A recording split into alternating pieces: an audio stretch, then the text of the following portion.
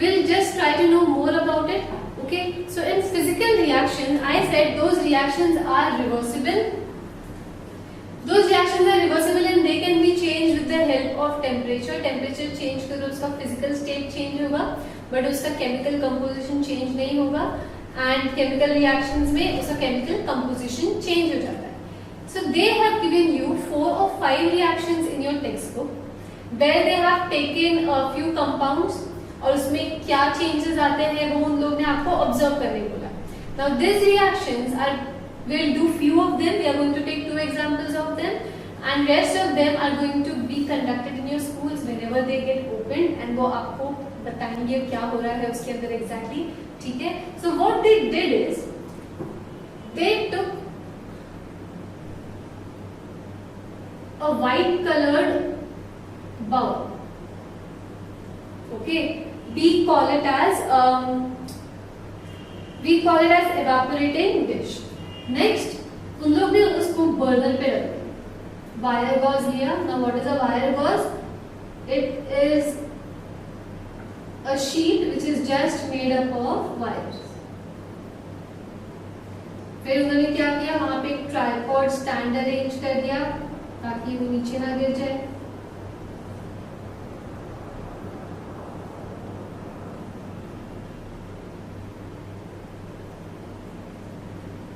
So what is this? This is called as an evaporating dish.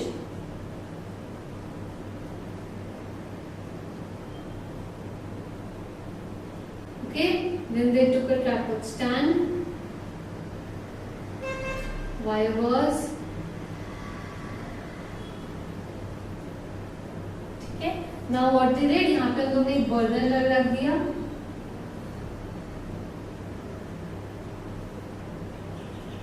Bunsen burner.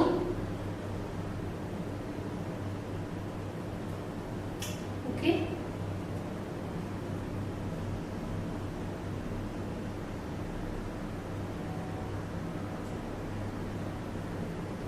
Now they took this setup और इसी setup में उन लोगों ने 3-4 अलग-अलग टाइप के reactions करने start किया. What they did is first they took they took zinc and copper sulfate. So what did they do? They took copper sulfate CuSO4. इसमें उन्होंने पाउडर फॉर्म में डाल दिया. Now CuSO4 का कलर होता है ब्लू. ठीक है, उसके अंदर then they added zinc dust, powdered zinc. So now what they added inside it? They also added zinc inside it. Then what they did, उन लोग ने एक funnel ले लिया. हम लोगों ने funnel देखा है घर में, कभी ना कभी यूज किया होगा हम लोग ने. So they took a funnel जो ऐसे दिखता है, ठीक है, and they placed it on your evaporating dish. ऐसे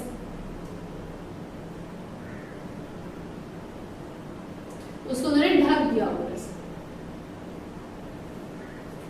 और उसके बाद यहाँ पे जो ओपन स्पेस था वहां पे उन्होंने कॉटन का बॉल डाल के वो स्पेस को बंद कर दिया. ठीक है, now we are starting to heat it. As it is getting heated we will notice कि जो ब्लू कलर था ना वो चला जाता है और अब मेरा जो पाउडर है वो कलरलेस हो गया. मतलब first it was having blue colour, now it is colourless.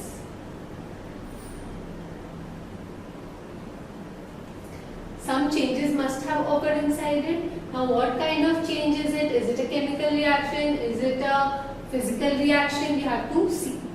ठीक है, they took a evaporating dish, they added copper sulfate inside it and zinc powder inside it. They took a wire gauze, then they kept it on a stand and attached a burner.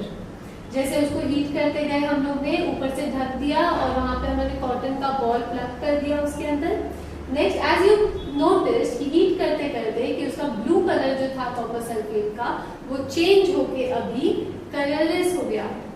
ठीक है, वैसे ही they conducted several other reactions. For example, they took soda lime, that is CaCO3, and they converted into and उन लोगों ने क्या किया, soda lime इसमें लिया एंड उन्होंने हीट करना शुरू किया. वापस से इसको ऊपर से ढक दिया. We noticed after some time that वहां से एक गैस निकलने की कोशिश करती है, that is carbon dioxide. Will check out that reaction later first. तो ये रिएक्शन में एग्जैक्टली हो क्या रहा है हम लोग को वो देखना है।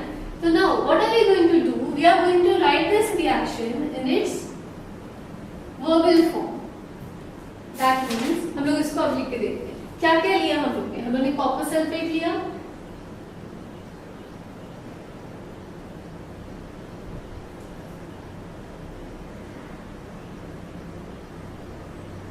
उसमें हमने क्या किया, जिंक डस्ट ऐड किया,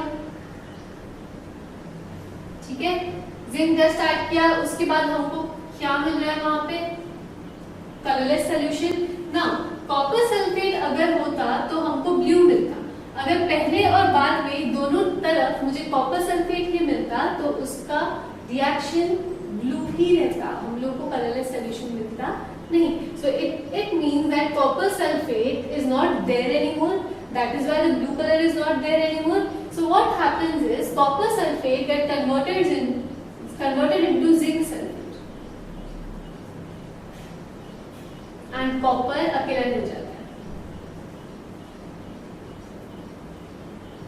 Okay, now we will write it in its molecular formula.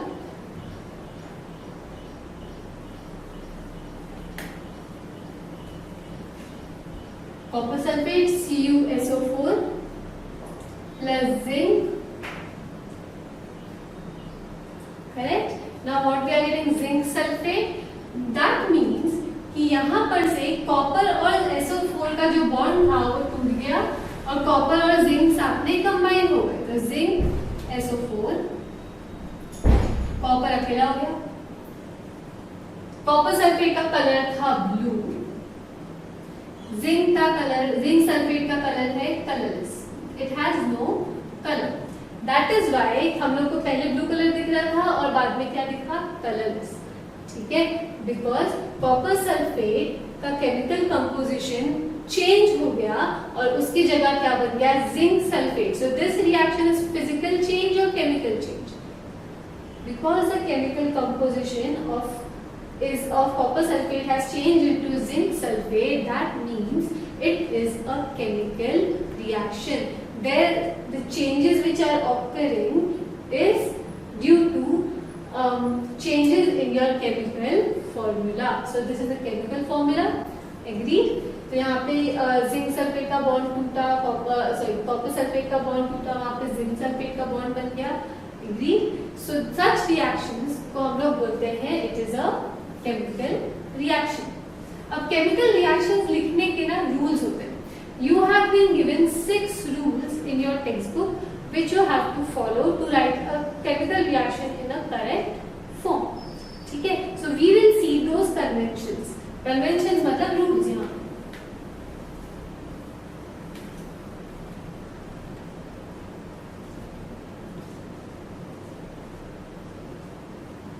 conventions of chemical reaction। हमारे पास 6 है। सबसे पहला, केमिकल रिएक्शन में ना 2 साइड्स होते हैं, एक तो एरो होता है उसके अंदर, तो एरो का राइट हैंड साइड होता है, लेफ्ट हैंड साइड होता है, ठीक है।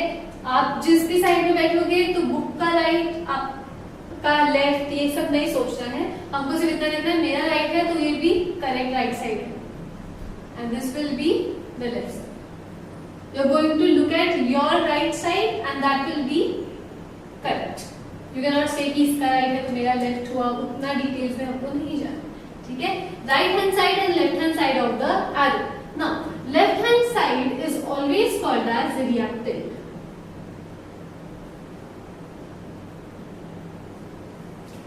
जो चीजें रिएक्शन में एंटर कर रही है उनको हम लोग क्या बोलेंगे यहाँ पे, रिएक्टेंट। और जो राइट हैंड साइड में होता है उसको हम लोग बोलते हैं इट इज अ प्रोडक्ट।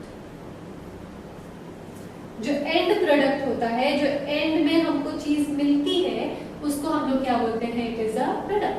तब हमने जो कॉपर सल्फेट वाला रिएक्शन देखा था तो उसमें कॉपर सल्फेट क्या था, रिएक्टेंट, जिंक सल्फेट क्या था, प्रोडक्ट। अंडरस्टूड? नाउ फर्स्ट हो गया, first one was pretty simple. Next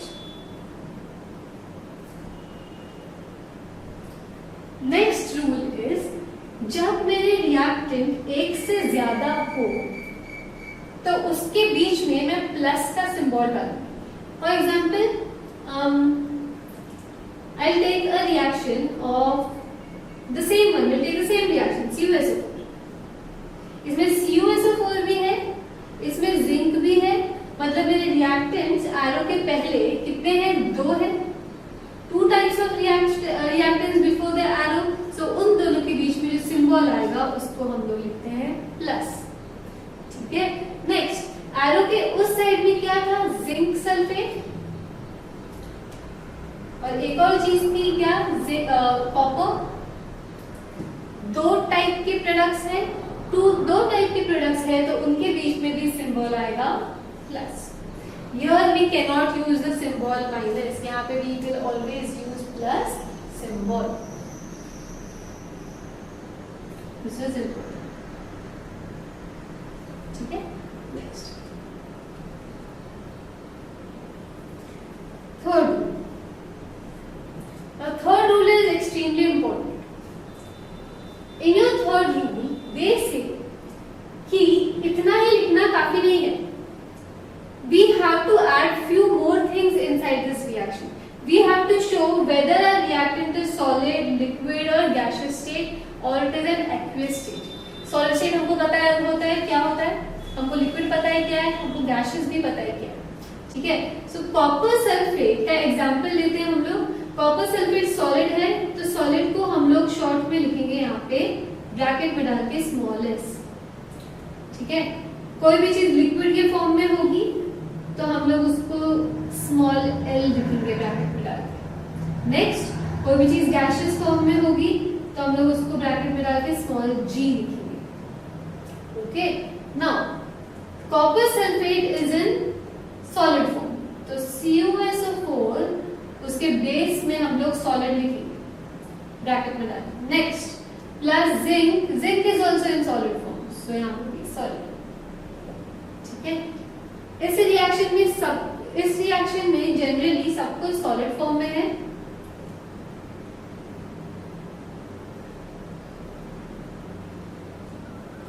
but there is a slight change. इस रिएक्शन में हम लोग कॉपर सल्फेट को ना वाटर में ऐड करते हैं और उसके बाद जिंक डालते हैं उसके अंदर. What I mean is, copper sulphate is added to water, meaning your solid is added to water. Whenever solid is added to water, you write it as aqueous.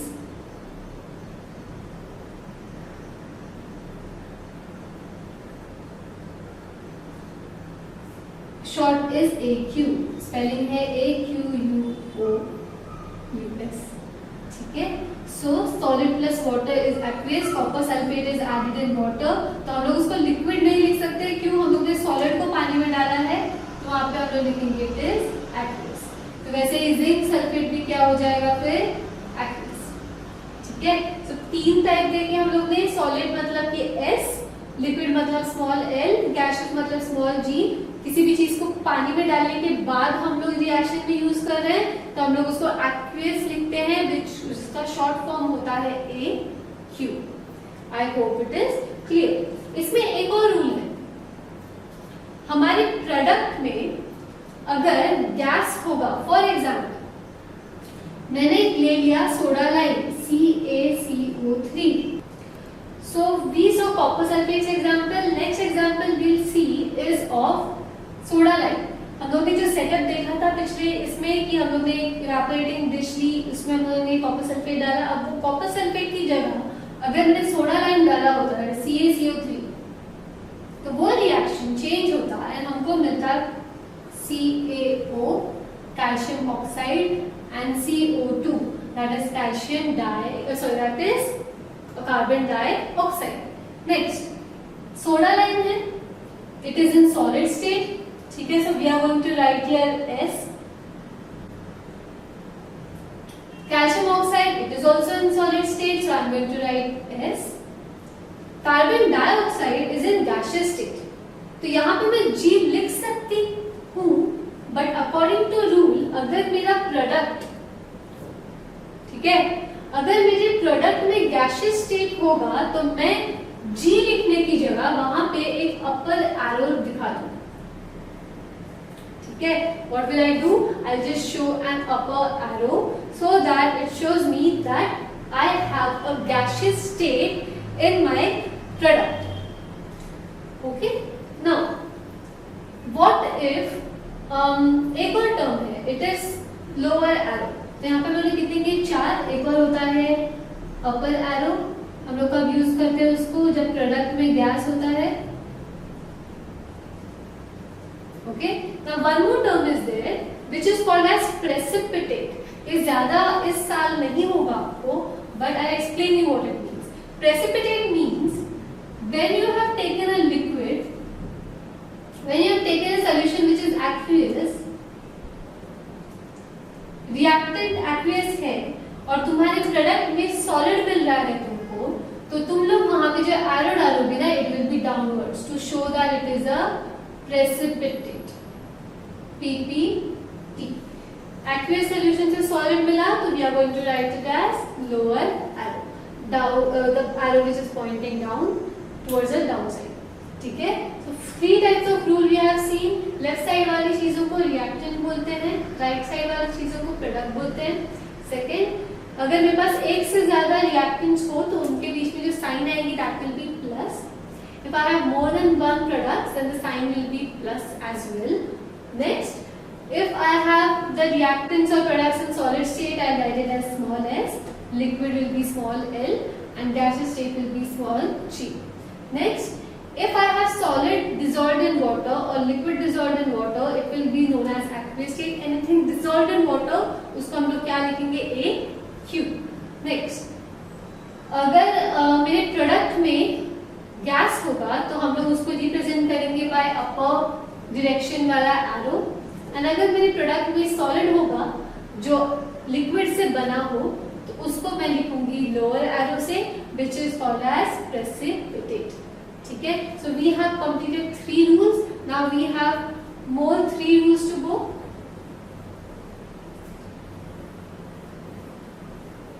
So the next rule states that reaction में जो heat होती है, अगर आपने वो reaction को heat किया, for example मैंने कैल्शियम सोडा लाइम वापस से ले लिया एग्जाम्पल, उसको मैंने सामने से हीट किया तो जाके वो calcium oxide and carbon dioxide बना। Now what is this triangle? Triangle means you are heating it, you are providing heat. कोई चीज को, जैसे कि खाना बनाते समय हम लोग खाने को हीट करते हैं, तो अगर खाना बनाने का कोई रिएक्शन होगा ना तो हम लोग उसके एरो के ऊपर ट्रायंगल डाल देंगे, क्यों? मैंने उसको हीट किया, ठीक है। So it represents heating. Okay, so ये क्या होता है, अगर मैंने ट्रायंगल एरो के ऊपर डाला तो उसका मतलब है कि मुझे वो रिएक्शन को हीट करना पड़ा, ठीक है। तो इसमें ये क्या था, अगेन सॉलिड स्टेट में था, ये भूलना नहीं है, ये भी सॉलिड स्टेट में था, ये गैसियस स्टेट में था।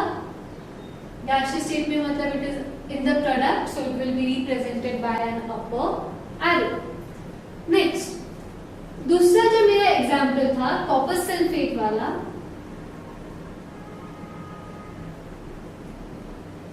वहां पे I will not put the triangle above the arrow, क्योंकि इस रिएक्शन में रिएक्शन होते होते ना ज्यादा हीट बढ़ जाती है, जो मैंने दी भी नहीं उसको। मतलब कि when you start this reaction, समझो तो आपने उसको हीट दी 50 डिग्री सेल्सियस, पर वो रिएक्शन की हीट ना 100 डिग्री सेल्सियस तक चली जाएगी। एग्जांपल दे दो, you have given only 50 degree, then why is the heat increasing so much? It is because the reaction is giving you more heat. The reaction is creating उसका खुद का heat. तो zinc SO4 plus copper plus heat, it is giving you more heat outside. So that is why instead of writing the arrow, the triangle above the arrow, you are going to add it as plus heat. क्योंकि इस reaction में हमने जितनी heat दी उससे ज्यादा heat को खुद ही बना रहा है, ठीक है, वो हमको ज्यादा हीट रिटर्न में दे रहा है. So that is why the arrow is empty and you are going to write heat separately. ठीक है, प्रोडक्ट में तुमको हीट मिल रही है इसलिए हमने प्लस हीट लिख दिया वहां पे. Now again this is in solid state, solid state, solid state. No wait, copper को हमने पानी में डाला था तो उसका स्टेट क्या होगा? Aqueous. This will B solid, aqueous, this will B solid. Clear? So triangle का मीनिंग क्या होता है? हीटिंग. एंड अगर वो हीट रिएक्शन हमको दे रहा है तो उसको हम लोग प्लस हीट करके लिख देते हैं. ठीक है, so I hope this is clear. Next, fifth. Fifth point states कि एरो के ऊपर नीचे हमको क्या चीजें लिखनी है? टेम्परेचर. हीट किया तो कितना किया? टेम्परेचर लिखो, या उसके ऊपर प्रेशर अगर तुम लोग दे रहे हो तो प्रेशर लिखो. If you are going to write catalyst है तो कैटलिस्ट लिखो. कैटलिस्ट क्या होता है? Catalyst is anything which increases the rate, the speed of the reaction. समझो ये रिएक्शन ना 15 मिनट में हो रहा था, मुझे 15 मिनट लगे हुए रिएक्शन करने को. अगर मैंने कैटलिस्ट डाल दिया तो ये रिएक्शन 2 मिनट में हो जाएगा. ठीक है, दोनों केसेस में we are getting product which is the same, but one for example 2 rod है मेरे पास एक ही जगह जाने के, पर एक रोड बहुत लंबा है और दूसरा रोड शॉर्टकट है. सो कैटलिस्ट डालने से वो रिएक्शन की जो स्पीड है ना वो बहुत कम हो जाती है, सो बहुत बढ़ जाती है. सो हम लोग वो रिएक्शन से रिएक्टेंट से प्रोडक्ट पे we reach very very quickly. So it reduces the time taken by the reaction. Fifth rule हमको बोलता है एरो के ऊपर नीचे we have to represent temperature, pressure, and if you are adding catalyst then you have to write catalyst also.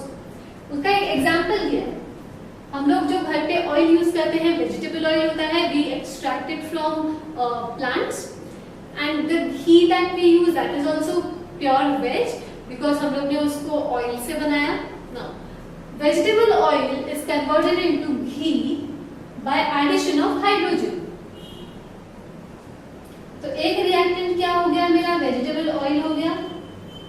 Correct, vegetable oil plus hydrogen add कर दिया मैंने उसमें. Vegetable oil will be in what form? Solid, liquid, gaseous और aqueous. Oil को पानी में डालने वाले हो क्या? नहीं, तो it will be in liquid form. Hydrogen is in gaseous form. Next, vegetable oil plus hydrogen will give you vanaspati ghee.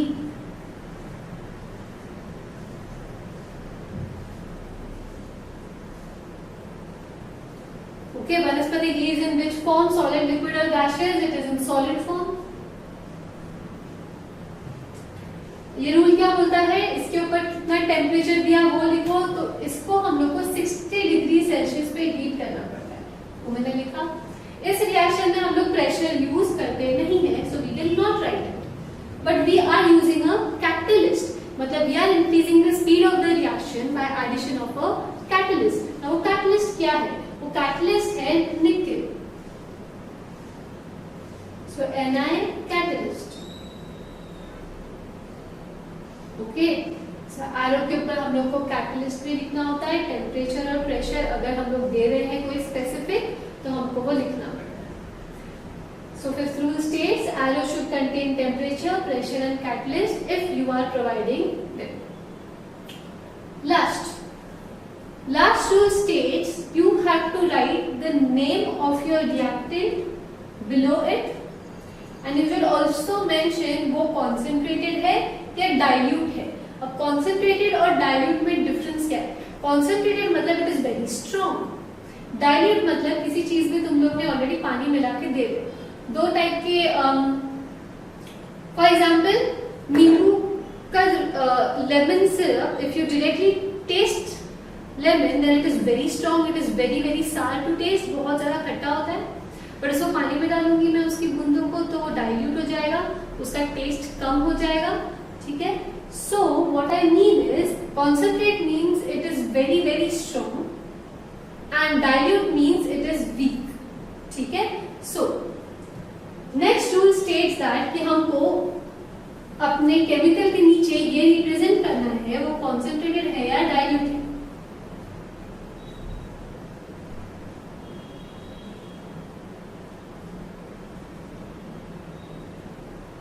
Concentrated or dilute solution. So the next point is 6. It is whether your solution is concentrated or dilute. For example, अभी मैंने एक solution ले लिया जिसमें copper है और मैंने वहां पे नाइट्रिक एसिड डाल दिया HNO3. ठीक है, so this is nitric acid, this is copper. You will get a solution which is copper nitrate plus NO2 plus.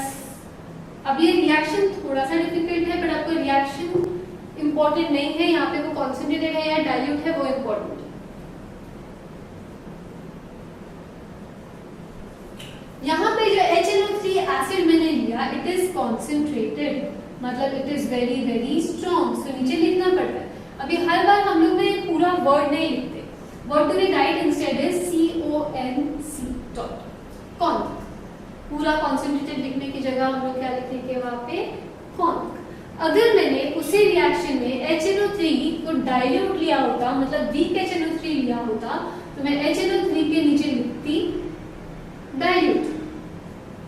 अभी डाइल्यूट भी पूरा लिखने की जरूरत नहीं है, you will write DIL dot dilute. Okay, so 6th rule is whether your reaction has concentrated acid or concentrated base or weak acid or dilute base. ठीक है, so this is clear. We did 6 type of rules. The first rule was left hand side contains your reactant, right hand side contains your product. Next was अगर मेरे पास एक से ज्यादा reactant हो तो मैं प्लस का सिंबल लिखूंगी, एंड अगर एक से ज्यादा प्रोडक्ट हो तो मैं प्लस का वहां पे भी सिंबल लिखूंगी, minus you do not right. Next you have to specify whether solid है, liquid है, gaseous है by small s, small l and small g. Aqueous state मतलब it is dissolved in water. It is represented by AQ. Upper direction arrow represents it is a gas, lower represented arrow represents it is a solid. Next you have to specify कि वो heat दे रहा है या उसमें से heat बाहर निकल रही है by a triangle. Next you have to mention temperature, pressure and catalyst on your arrow. Next you have to represent कि हमारा acid और base concentrated है या dilute है। तो ये सारे rules जब आप follow करोगे तो आपका reaction हम लोग बोल सकते हैं it is correctly written. So this is what solid, this is liquid, this will be in the state of aqueous. ठीक है, तो ये भी aqueous होगा, इसलिए हमने liquid add किया है थोड़ा, and that will be NO2 is a gas, can be represented by an upper arrow, and this is a liquid. ठीक है, so ये सब follow करोगे, जो आप reaction लिखोगे that reaction will be correct. It is following all the conventions of chemical reaction. I hope it is clear. We have completed all the rules. We have completed what does chemical and physical reaction means. Next video will go ahead with this chapter.